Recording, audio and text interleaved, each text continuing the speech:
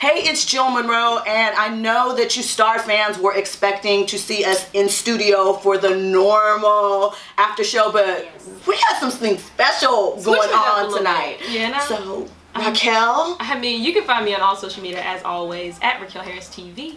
Hey everyone, it's Ivanna Williams. You can follow me on Twitter at Ivanna L. Williams. And you can follow me at Stiletto Jill. Yes. We are sitting here with the original Big Daddy. Oh my goodness. Oh, yeah. Mr. Lee Daniels. Thank you so much for having us. This is so awesome. I mean, literally we're losing it right now. Just a little bit on the inside. I'm having a breakdown. No. Can I just tell you that I am so proud of y'all. I don't know why I'm proud of y'all. I think that probably because you represent 3 different types of black women that, you know, I write for. I write for you guys. I literally, from my early days, I write for my sisters and my cousins because they are the ones that have embraced me as a kid. And that's it. So I got this like sweet spot for writing for black women. Isn't that crazy? That's where Cookie came from. I mean, you know what I mean? Some cookies in our life. So we talked about this on our after show about Star. We know that initially there was some controversy about her being white, and we talked about that. We thought it was kind of better because Star's low-key ratchet, and then people would be flipping it back like, well, why do you have a black woman doing these things or whatever? And I think it gets to explore racial dynamics that we know and we talk about without actually, you know. I made a mistake. I think I made a mistake. You do? Oftentimes. No, I think I made a mistake when I started talking about, when I started promoting this show. Because I was quoted as saying, this white girl was here to heal the nation. And I think that a lot of people misunderstood, or I didn't articulate. You know, when you're in a position, you don't even know the position you're in. I just like, you know, you start talking, and then you realize, what are you saying and how can it be construed, and everything that you say is going to be dissected, evaluated, studied, and it's like Taraji and is this a good side? I don't know what camera I'm looking in. What would you like? Is this a good side or no? No, it's fine. Based it. So we have 2. As long as you're comfortable. Not to sound like Mariah, but that sounds so Mariah. You literally have your own camera. Yes. We were on the set when I decided to do. I said, like, you know, they wanted to know what other show do you want to do, and we were on the set of Empire, and as we were shooting, Taraji's son was in trouble. We all have sons the same age, in different parts of the country. Taraji's son was in trouble with the law. Terrence's son was in trouble with the law. My son was in trouble with the law. All 3 at different schools. All 3 targeted. I was like, hold up. This was pre the election, pre even. This is like before. I said something's going on. Like something is happening in the world today, and it's only going to get worse. My knee jerk was to heal. You know, all of my stuff is therapeutic, and when I do something, it's really about like, how do I help? How do I, like, if you really study my work, you're like, well, what is it?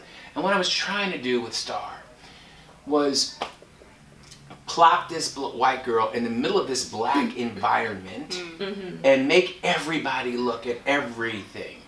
You have this white girl who has a sister that is half black, who has a best friend that is transgender, who has another best friend that is extremely wealthy, that is black, and they're all thrown together in this hair salon, living together. And what I meant was that I wanted white people to look at themselves through Star. I wanted black people to look at themselves, and I wanted everybody to like this is where we're going. So that's what I meant with Star, white girl trying to heal the nation. It still doesn't sound right as I say it, but it was really like, you know, it was also about me dealing with celebrating black women. Yeah. Do you know what I mean? Okay. Yeah. Does that make any sense at all? No, absolutely. Yeah. But the backlash was like, Yeah, people. It was a firestorm. They tried I was to like, drag. oh my yeah. God. No, I mean, and we have to be honest. I think black women on a grand scale were confused by it, but at the same time, I think it was nice to have the different perspectives. As you said, you have a biracial girl, you have Star, and then you have Alex, who's a well-off black girl who has two well-off parents. And I mean, we get to see that dynamic too. So I mean, I thought it was kind of off at first, but then as I started to watch Star and I see everybody with their own personalities, I was like, you know, I'm with it. Yeah, I'm with it. So right, and especially with season 1, because everybody hated Star, and now oh my God. And you know one thing? Can I tell you something? Kudos to that girl. Yeah. Because for her to come in to play a character. Yeah. And for that girl to, because all of those little girls are on social media, for them to see, for her to see some of that stuff that she saw, and for her to continue to play that character, like I'm props to that girl, and to see them, they're like together, they're a pack, they're like this, and they're very protective of each other. Oh, you know what I mean? I had the opportunity to interview them at the BET Awards, and they, I mean, as soon as they saw me, and actually Ryan had recognized me, and she was like, "Oh my gosh, AFTERBUZZ!" And I'm like, "Oh my gosh, Ryan, that's me!" And I'm like, "You know me, and you, and I know you." Well, because I said that, okay, after your show, I was like, group text to the girls, and like group text to the writers. Okay, let's talk about it. Let's discuss girls. Let's discuss writers. That's who we are. Wow. I know you drew inspiration from Dreamgirls and Paris is Burning, which is one of my all-time favorite documentaries. So for our audience, what does that mean to you? Like when you first saw those films, what does it mean to you? Oh yeah, it's also about a black actress that I used to represent that was in Bob Fosse's film. She was also in Women of Brewster Place. Her name is Paula Kelly.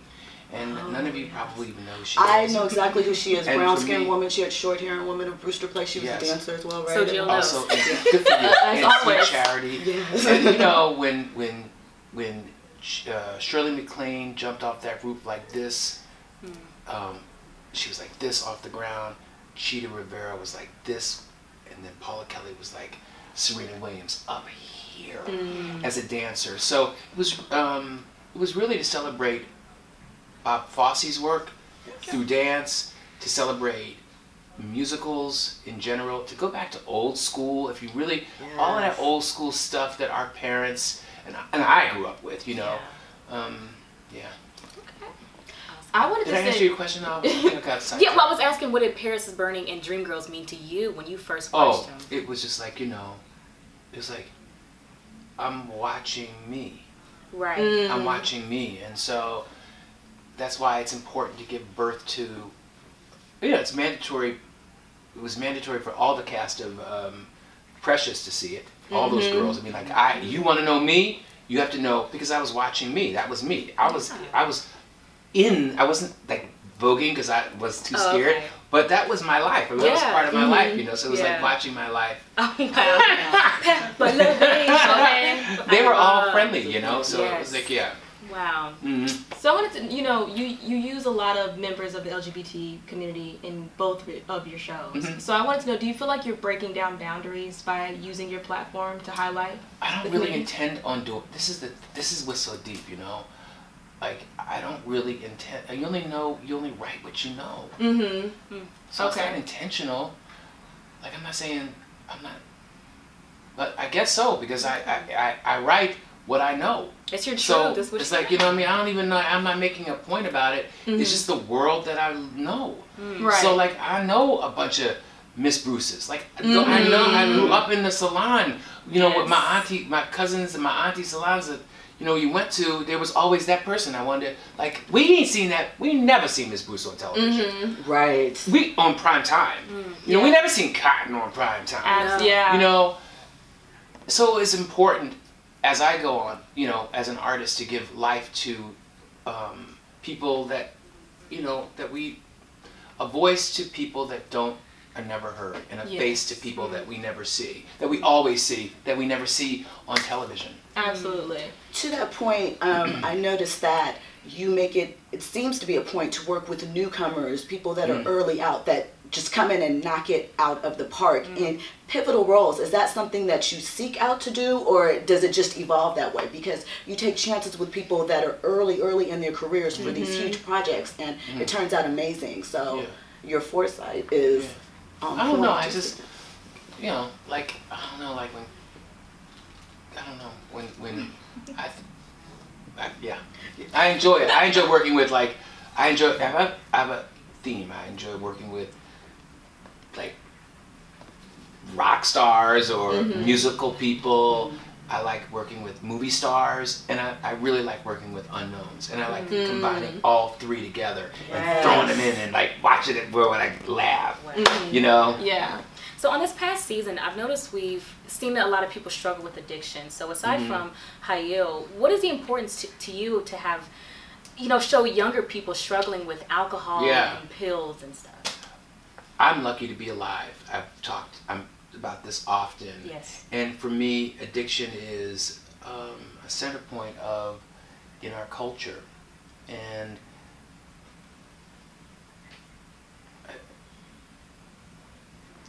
I think that because of, and I think it started, you know, back from just being brought over to, I'm not allowed to talk about this, so I'm doing a movie. I can talk about it, can I talk about it? I'm not. No. I'm doing a movie about an addict, and another movie about an addict. And it all starts from, you know, being brought over as slaves, and systematically being brainwashed into thinking that you're nothing. And oftentimes, you know, like, these brilliant people are addicted. It's rare to find, at least in my world, you know, people that aren't addicted. That, you know, to something. So, you know, and we all have relatives. And to me, I really, like, I come from addiction. I am an addict, a recovering addict. So it's important, just as important as it is to talk about transgenders, is as important to talk about real issues that are affecting us in the African American community, in my community. And addiction is very real, as is depression. So these are things that are important for me to discuss. So I also would like to know, okay, so illegal. It's going to because I know how long our shows run. How are we going to be able to cut this? We're timing it. Is someone timing it? We're going to go 30 minutes. 12 minutes. So. Oh my God! How did we do it? Because there's so much to talk about. Okay. So from things like illegal butt shots, you know, are we allowed to talk about that? Is that it's not. It's going to air tonight, and this won't air until after. Right. What do you make of that? Look at, first of all, that's the girl Karen, my showrunner. Like, sometimes I have to hire people that have my brain and that can run with it, like run with her. I didn't come up with that idea. I was like, but that's like, oh, it's so real, though. It's OMG. That's exactly what basement. I was like, I said, are y'all really want to do that? And then they were like, I said, you know one thing, let them do them. So I can't take credit for it. You know, I take credit for the foundation of the characters, but for that, I give it to the writers.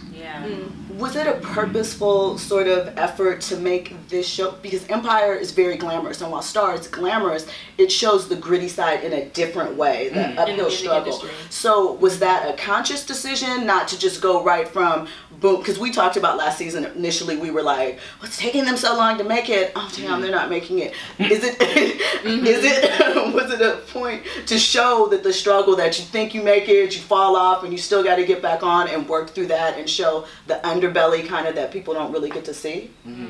It's about those first years. I talked so much about my life in Empire, but I didn't talk about the years of struggle when I first came to Hollywood and what that was like, and what it was like to be homeless, what that was like to be impoverished and hungry, what it was like to steal for, you know, it's like just like to live and stuff. So for me, Empire was like a fantasy, like, wow, this is what but then, you know, I was like, wait a minute, hold on. This, and I was dealing with real life issues in Empire. But for me, this show was about a part of my life that I hadn't really I was embarrassed about, and what I would do, what anybody would do to become successful. And that's what Star, like, what would you do to really become successful? It's stuff that I'm embarrassed about, stuff that I'm not necessarily, I'm ever willing to talk about, but there are things that I'm not happy about myself, that I have to come to terms with God, you know, about what you have to do to do to get where you gotta get to. Yeah. That's what makes the show so real and so honest, because we always think like, oh, I would never steal, but you don't know what you'll do until you get into that situation and you need to survive. Right. So that's why I truly appreciate it. Right. Especially with Ryan's character, we see her steal, and it's like you. Oh my God. Yeah. No. It's like, no, don't make it. And I go, wait a minute, y'all, wait a minute. Wait a minute. She's like, stealing? Like, and they go, and they broke it, the girls, you met them, they break it down to a science why she was still. I go, okay, my baby's stealing. Yeah. You know what I mean? Right. And I mean, immediately though, we were thinking like, you know, obviously that's how she deals with that's her vice. Yeah, that's her Winona Ryder did it. Yeah. You know, I mean, a lot of people. So I mean, I think it's interesting to see a character who at first had it all together. And then you go into her development and you see her parents and you see her mom. Oh my God, how fabulous are, look at, can we talk about that? Yeah. Is that a party or what? That ain't a party. Character. That is like, are they not the most fabulous? Yes. It's like so much fun. And it's so much fun why with all can't friends. parents? Just beautiful and I know, Naomi. I mean, and that was just the perfect casting for the mom, for Ryan. Yeah, right. Immediately. Who else? Yeah, That's exactly. my favorite moment in the show is when Star lifts her legs in the bubble bath and Naomi has her dog and throws the bottle of liquor, and Lenny's not even, like, she's not even paying attention. He's like looking at her like, it's just like So dysfunctional. oh my God, it's so crazy. Yeah. And But I think that sheds light on there being dysfunction in families in general. I mean, every single dysfunction is not the same, but every single family has their own dysfunction. Right. And so I feel like even with the butt implants, you know, that was Miss Bruce's way of saving. You know, that was a lot for me. Yeah. Like, it takes a lot for me to be like, are you sure? Yeah. They push the limits. Yeah, but that's real life. I mean, you see other shows highlighting it as well. She's Gotta Have It is you know, highlighting the butt implants and the epidemic. Yeah, I mean, I think I feel like there's an enhancement in how women feel about their bodies, and it's starting to go overboard. And I think that's social media. Oh, well, absolutely. But I think naturally women have always been, I need to look my best. I need to enhance the things that I already have in order to fit some standard. But I think it's nice that we're seeing that in shows where it's a negative. There's a negative to that because someone could have gotten hurt. And Carlotta mentions that, like, I could have went to jail, you know, for another time. So, you know, but for something different. And I just think that's amazing that women are starting to tackle those issues. Yeah. So What'd y'all make of the finale? Oh my God! listen. I had a question. Yes, I already have one. Because speaking of, when you said Carlotta and enhancements, we spoke a lot about, because it was just you and I last week, and we spoke a lot about like her transition. She's in this type of transition, and people were discussing her image and how if you want to be the boss, you have to look like a boss. Yes. And so she's having to shed those wigs that she's known forever. And she's putting on something that's a little bit more, you know, I guess business-like. The human hair, mainstream. It's right. Yeah. So, I mean, I like it, but I mean, what did y'all think of it too? I wanted to know. the human hair wig? Yeah, her changing her image, like the evolution. Oh, well, I mean, I think the have evolution. I mean, she's getting money now, so I mean, I feel like with money comes better life. What did you think of it? So Do you like her old hair? I'm gonna miss Carlotta, did I say that? Queen says, Queen was like, where are my wigs? She's like, where are my wigs? What's happening? I said, well, she's sort of evolving. I think the wigs But are. she really misses the wigs. They look so fun, though. Yeah. They look so fun. You know, I think that it's evolving. I think she's gone from synthetic to human. That's an evolution. It could still be the type of For black women, it is. For black women, it is. When you can step up and pay $1,000 for that lace front, Because layaway's and get that thing going now. on, you know. So Yes, layaway on wigs. So the season finale, there was so much. First of all, I enjoyed Ayanna's character. I enjoyed you bringing that aspect in because I feel like that gives you a different side because you know that she's been hurt, but you know, you hear the thing, hurt people, and how she's really trying to save her business and, you know, make herself look better in the eyes of her father, but at what cost? to the point that you said. So I enjoyed seeing that dynamic and that having the girls have to prove themselves again with a woman. So some of the approaches that they would take before they couldn't necessarily do. Yeah. Yes, I love that because with Star, because she uses her body a lot, and at this point, like, you can't do that with Ivanna, girl. Why? You know, she's not. Ivanna,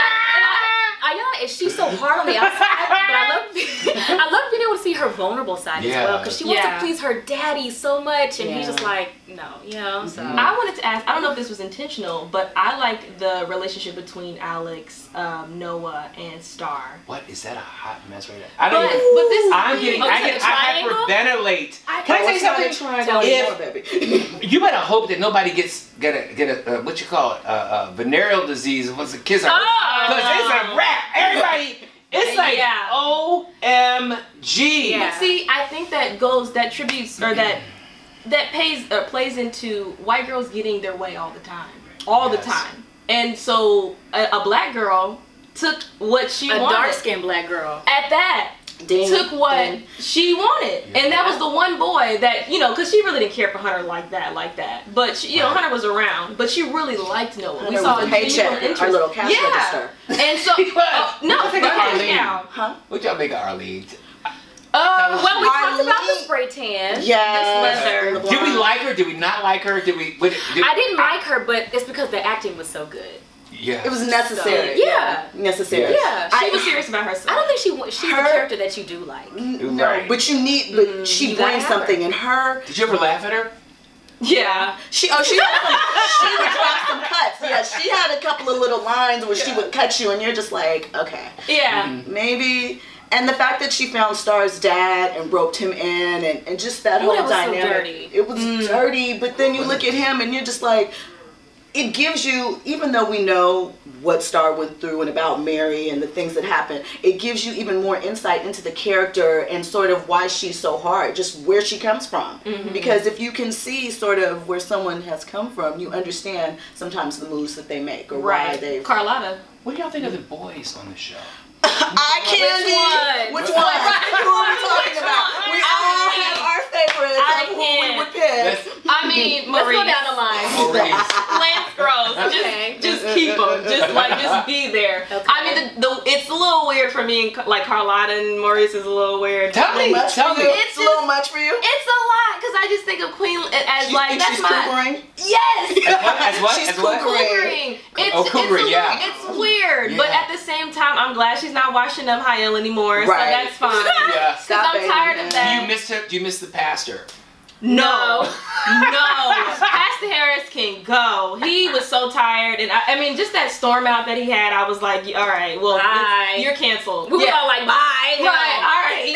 It's like, that's what you want to do. But I mean, don't do that to Cotton. I think it was great that we got to see that story, though, because I think that's a real life experience for trans women. Ooh. And yeah, I mean, just for the LGBT community, period, I think that was a story that It was. I think that's something I can only watch one time. Yeah, I can't. Yeah, honestly, it's painful. What did you make of let's talk about the other guys, Evan Ross. I love Evan Ross. I love that he has this baby gangster sort of element to him. What's going on with that? I mean, can I ask you? Because it's like, what is it? It's the voice. It's his voice. He's got swag. Yes. And yet there's this like oldness, like he's like lived. He's very suave. He kind of like a Billy D. Williams type. You know how Lady Sings the Blues when he was like, "You gonna let my arm fall off?" That's kind of what I get from Angels. What's happening with him and Simone? He needs to back up off Simone. I want Simone for Karen. You want Simone with Karen? Yeah, I want Simone for Karen. Yes. Because I just feel like. What did you think of Karen's wig in this episode? Not good. Oh. It wasn't. It was cool. I mean, I could tell it was a wig. I mean, she's fresh out of jail now. Does it matter? In a way. Huh? Does it matter? No, honestly, no. Because from where she comes from, no. She's not gonna have it it's together. What I expected. Yeah. So I didn't think much of it. Right. It's not terrible. It's just a wig. Yeah. Derek. Oh man, I'm so sad. Well, he's moving his legs now. I told y'all. I said by the end of this season, he's gonna be moving. I didn't know he was gonna roll into. I thought he was gonna stand up and like clap for them. But then when I saw them kiss, I thought he was gonna move and then he was gonna do like a whole he's gonna clap. Oh no, I knew he wasn't gonna do that. I think he was gonna roll in and see them. It has to evolve. He can't just stand up. He hasn't been walking. Who do you want Alex with? I want her with Noah. We talked about this. I want her with I want Noah. her with Derek. Because Noah's a liar. But Noah will He challenge is. her because that's her other creative half, obviously. What do you make of Andy? I think Andy's sweet, and I think Andy's gonna be the artistic person that comes I like out. his He's gonna progression. show. You said what? I said I like his progression because under the label, he has the business side because he's worked under Iyanna and he sings and he performs. So he's We a try threat. to pattern him after Puffy a little bit. Okay, with that entrepreneur hustle spirit. Let me ask you, what do you make of Cotton and her choices? And just talk to me. Let me get my scroll. Hold on. I mean, I think that Cotton is doing she's young. I just supposed to be interviewing me, but I love it. I'm here for all of it. Yeah. So, I mean, I think Cotton who doesn't like a bad boy? But a bad boy from prison who's trying to kill you is not great. But at the same time, I immediately was like, #prison bae, and everybody was mad at me. I understand. Sorry, go ahead. Do you know how hard it was to cast that character?